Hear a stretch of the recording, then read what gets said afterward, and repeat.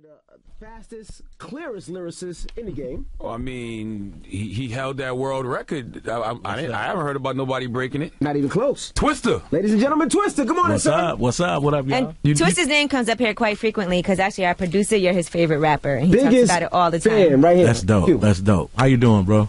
That's dope, man. So you broke the world record for fastest rapper. Does that still stand? No, it's been broke like about 10 years later or something like that. Really? I forgot cat's name, but somebody finally came along. But it's cool now. He had more than 598 syllables in 55 seconds. That's a lot. Yes. Trust me, that's a lot. Yes. Can you still do that now? Close. Yeah. Now, because of that, though, when you first started, people thought you were like a novelty act. Yeah, when I first came out, I just think probably a little too early for my time. Everybody was like, slow down, you rapping too fast, slow down. So they just eventually grew into it. What made you rap that fast at first? Because it was like you said, nobody was doing it. Were you scared? You had someplace to go? Like, what happened? You gotta get up out of here. He had a lot to say. I got kind of tired of the battle scene. In Chicago, we was doing a lot of battles and stuff like that, and I kind of had that under my belt, and I was like, man, I want to just try something different. So I started thinking about different ways to rap to the beat, like different cadences and rhythms and stuff like that, and I just started trying stuff, man. Was the fast flow originated in Chicago? Because I know it was always like a little beef behind that because Bone felt like they originated it. I think it was a little bit of everywhere, because you have, even though you had Bone, you still had people like Jay with the Originators joint, Das Effects. Das Effects. You had Poor Righteous Teachers. You had different people that, to me, in their own way, help pioneer the style. Gotcha. JJ Fad. Yeah, for real. Did you and Bone get through y'all little situation? Because y'all had beef at one point. They was making diss records saying you took their style and. Yeah, we was going at it at one point. I think we was all young, just trying to own that style, So everybody started taking it after a while though. So we eventually just started seeing each other. I think when we first made our real good connection was when we shot the video for Spit Your Game. When we shot the video, me and Crazy got a chance to chop it up, bury the hatchet about a lot of stuff and talk about doing records. Did y'all have real beef together? I wasn't really beefing over a flow, was you? Man, you'd be surprised. That fast flow, we wanted to own that. You know what I'm saying? So people was upset if you hear somebody else do that style. It's like, man, he doing mine. So yeah, we was on it. Now you see all these artists now jumping back into the whole freestyle game and everything. Is that something you would consider doing? Not really. I'm all right freestyling, but I'm not really that cold to be, jumping up there talking about. No, I gotta keep it in the studio. But you could rap so fast, they wouldn't even understand what you're saying. And you had long, you had the line. That's a hard style to freestyle though. Like a lot of times people ask me to freestyle like that. I'm like, do you realize that's something you gotta kind of put on paper or plan out a little bit. How long does it take you to write a song with all those? And how do you write? Do you write fast in your mind, like in your mind, like when you're writing? It's kind of, sometimes I do think of lyrics like that because I've been doing it so long, but for me it's always different. Sometimes I might get the beat and depending on my mood it might take me a whole day to write a song and I might write it down line for line. Some days I might just be feeling it and I might not write a bar. I might just go in there and start spitting and I'm through with the song in 20 minutes. So it's just different all the time. So today, what was your biggest record that you put out? To me, Slow Jam. With Kanye West. Yeah. Now I always wondered, it seems like Kanye helped with that project and then he kind of just disintegrated. I didn't see you guys working too much. Was there a beef? Was there a problem? Or? No, I think both of us just, I think we started out one way, but I think we just started to go into our own lane musically. He went his way musically and I just went in my lane. I just think we just had two different styles, two different mind states. We just grew apart musically. Y'all still got a relationship, you and Kanye? I haven't talked to him recently, but every time we have a conversation, we always chop it up. It's always good vibe, good spirit. Now, what kind of advice are you giving Chief Keef? I know he's on the new album, Dark Horse, and you said that's kind of like your little brother. So what kind of things, when you sit down with him and talk to him, you tell him? I don't really try to school them. A lot of these cats, they enter what they into, and they feeling themselves. So I think what I try to do is just show that positive energy and lead by example. When I come around and they catch my vibe, they be like, man, T's still here. He been doing it all this time. He don't act like this or do this. He just be turned up having fun, doing this thing. So I think, I try to lead by example in that way. And I think they do pay attention to it. Do they respect you, or is it like, they go to old head? No, they respect me. You know, every once in a while somebody asks me a question. You know, so somebody say, "Man, T, what was it like when woo woo woo or this and that?" You know, he might ask me a question and I'll tell him, and he'll just be tripping on. What was it like when people was using CDs? What was it like knowing Tupac? Is that a question Chief Keef might ask? Nah, people ask me that though. I did actually meet him. It was cool. That was cool right there. He had the Juice sweater on too. You know. Did he know you at the time? Not that time. When I met him the second time, he knew me. He was like, "Man, when I come out to Chicago, we gonna chop it up." It was a show I did with Digital Underground, you know, and he was there, so that was cool. Do you still live in Chicago? Yeah. Oh man, round of applause to you for still being alive, living out there all these years. Yeah, man. Chicago rough, man. It's rough, man. You just got to know, you know, how to move and do your thing in the city. You know, stay out of trouble. Absolutely. Now, why didn't the Rockefeller situation work? Because there was rumors that you were supposed to sign with the Rock at one point. I was on Atlantic Records at the time. You know, I was into a solid contract, you know, so it wasn't a situation where I could just up and leave. But Jay did, you know, we did talk, and he said, "Man, I'm going to go over there, you know, talk to the head over there and see if we can come up with a situation so you can come over here." So we just started representing early. You know how we do, you know, we vibing with each other, we just go. So we was repping early, but just on the business end, it couldn't all the way happen the way we wanted it to. So, you know. And it seemed like you had a relationship with Jay. Like most of the artists seemed like they had a relationship with Dame, but it seemed like you and Jay had an actual relationship. It was actually both of them. You know, me and Jay was cool, but definitely Dame too. You know, I definitely had a vibe with him, and you know, he felt my music. He was the one that pulled me in to do the Champion song when I did We Are the Champions. Right? So, you know, me and him always had a special relationship. The same way me and Jay. You know, he always felt like I deserved it. Like when he first talked to me, he was like, "Man, I've been seeing you do your thing for a long time. You deserve it. So, you know, if you need some help from me, it's whatever." You know? Why were you only on the album version of Is That Your Chick?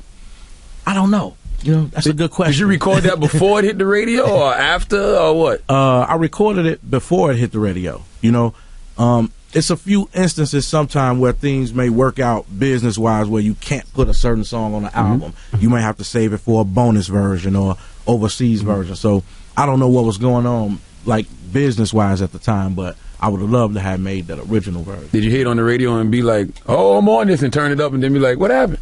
Yeah, you know, I was like, "Yeah, I'm on this record right here." You know, you play it for the homies. Yeah. You know, you turn up and then Bleak came on, you be like, you know what I'm saying? So they took me off of Bleak. He snapped though. That's my homie too. Yeah. Now you said there's a couple of times business-wise you might be on like a deluxe version or whatever. On your album on Dark Horse, you have R. Kelly and Chief Keef on the deluxe version. Why did that work out like that?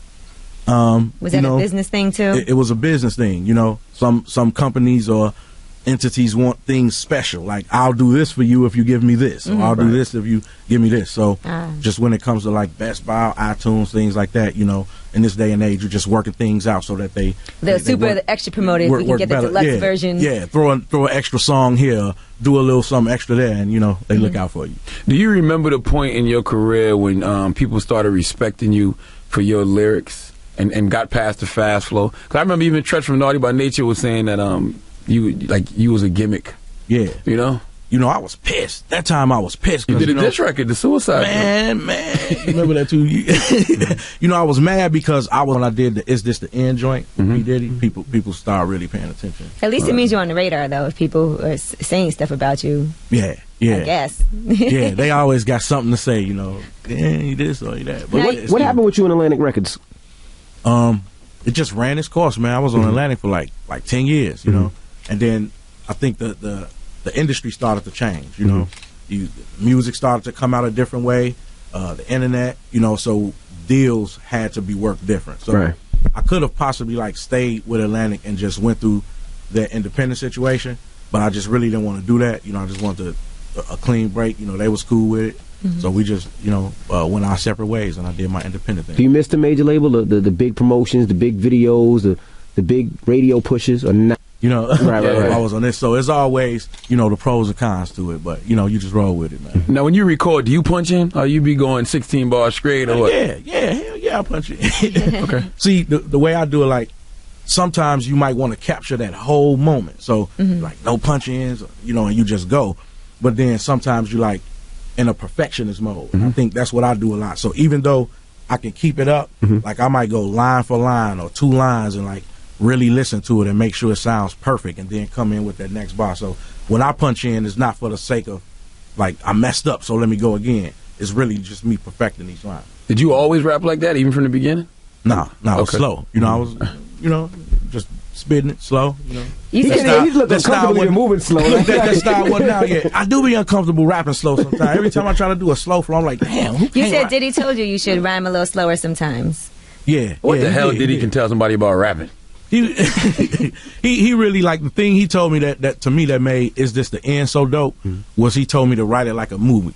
Like, you know, he said straight off top, he was like, man, don't think of this like no regular rap. He like, think of the video, think of a movie. So when I'm writing that song, the whole time I was writing it, eyes closed, just in the zone. And then Jay, when he heard it, and then I think I saw them somewhere together, and he was looking at me, he was like, man, you was high when you wrote that, wasn't you? I was real high. Real high. So I got some water. I wonder how much water you drink. Like, when I think about you in the booth spitting fast, Man, I gotta have that water. But you also I think said that probably- Diddy said people want to be able to sing along to the lyrics, and sometimes you're like, okay, that makes sense. Yeah, You know. yeah. That's to me advice taken from a person that knows how to make a hit. You know, a lot of times me doing what I do will get so caught up in my style that I forget that sometimes people don't just want to be marveled about. Oh, what is he saying? They want to actually go along, Sing and rap to it, right? sometimes. So you know, I'll slow it down on purpose every once. Well, we're going to make you spit today, so I want you to remember some raps in a little bit. So I want you to spit a little bit today, boss. is it true that you had an album called Resurrection, but Common had an album called Resurrection? Yeah. So the label decided just to release yours locally, like Common threw a block in there somehow, or the No. label did or something. No, it really didn't. It was just a coincidence of two titles. Like, Okay. we didn't really. Like when I released that album, that was something I was doing independently after I had first got on Loud Records. Got you. Yeah, so we did the Loud Records thing. Then when I came back again, it was the Resurrection, and we just. So it wasn't no major label thing like, hey, no, we got an album called Resurrection coming out. Y'all got to shelf that or something. Nope. Okay. Yeah, that was a crazy coincidence right there. Got Do you think that with the artists in Chicago, with the rappers in Chicago, is it unified or is it really competitive with each other? I think it's competitive, like maybe under, like, you know, in their chest they might be a little competitive with each other, but what I see is like so many of them, like they always with each other or doing songs together. So to me, it's a more of a together vibe. Like they all rock out like together a lot in the city, you know, especially the artists. You think Kamikaze was your best work, or do you just think it was the most critically, I mean, what's the word? Not critical, commercial success? I would say it was the most commercial. Got you. Yeah, it got the most. You know, that was just like, I would say like a peak point of my career right there, where people really got to see what I do. You know, What do you think your best work was? That's hard to say. I like Adrenaline Rush. Me personally, that's my favorite album I did because it was pure. You know, I was like untainted by the industry. We were just in the hood. I was just writing straight from the heart. It was nothing like I was trying to achieve. It was just me being me. You know, so I think that was my best work. So Kamikaze was the more industry album. I was thinking a little bit. You know, I was paying attention to the fact You was that making I had radio to come records, with records something. that could go here, records there. Yeah, you know, you're paying attention to what A&Rs are talking about and that type of stuff. So, you know, but if you're dope enough, you know, you're able to kind of satisfy them and yourself at the same time. Right. You know, So why would you say you feel like a dark horse, that you would call this album Dark Horse? I just like the title first. You know, being a Sagittarius, the word horse. You know, I was like, man, this sounds like a cold word. Then I'm just reading about it, and I think the first place I read it was used in reference to one of the Beatles being the main writer for the group. And I forget his name now, but he was like the most responsible for their hits. And they called him the dark horse of the group. And I'm like, man, that's how I feel in the industry sometimes. Like a dark horse, a person that you least expect to kill it. And then when you see it, it's like, damn, I didn't know it was going to be Twista was going to be the one. You forgot one of the names of the Beatles? You know? Yeah, man. John Lennon, Ringo Starr, Paul McCartney. I don't know the fourth one. George Harrison?